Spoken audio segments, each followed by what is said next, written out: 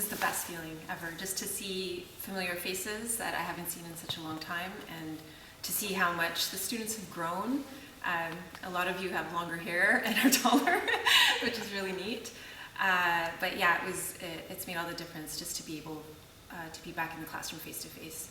And to be honest, I still feel like last year is unfinished. So I feel like I see my students from last year, I'm like, oh, I still have stuff I want to tell you or hear from you, so yeah. Teaching face-to-face is definitely a huge advantage over online, just because I can read the room to see if there are questions that students have, if there are things that students don't really understand and want to talk about more because they're more comfortable just asking a question.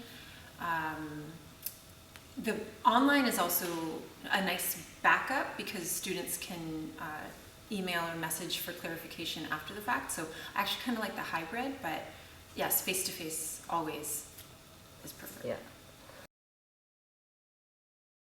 So I always wear my mask, not so much because I'm scared of getting sick or you know, I keep my distance from students, but it's mostly so I won't touch my face. I also use the bleach solution to spray down the desk because they need to be sprayed down just with all the students coming in and out. So with the quarterly system, everything feels quite rushed, and this being the first time that I've had to teach this way, I really had to cut down some content, and fortunately / unfortunately, more writing. So I had to cut down writing assignments, so there isn't as many writing assignments, which I think the students are okay with, but I'd like to have more of that. I like that we really have to focus on what's important, and the students don't have too much time to procrastinate, or if they do, it really adds up quickly. I also like the fact that if students don't do well or if they fail one course, they can actually take the course again in a different quarter if it's available.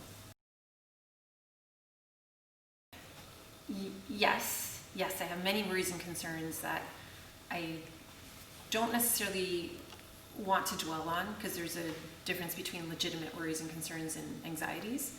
But the main thing that I think about for students is if a student is, struggles with content or skills and it's a very mature skill to take on, to learn on your own without a mark attached. So for example, for me as a high school student, my struggles would have been with more math-based, like difficult, higher-level math-based courses, calculus and physics. I would have struggled as a high school student myself, keeping myself motivated to want to keep learning those for the other 8 months that we weren't in session. So that's one concern I have for the students, yeah.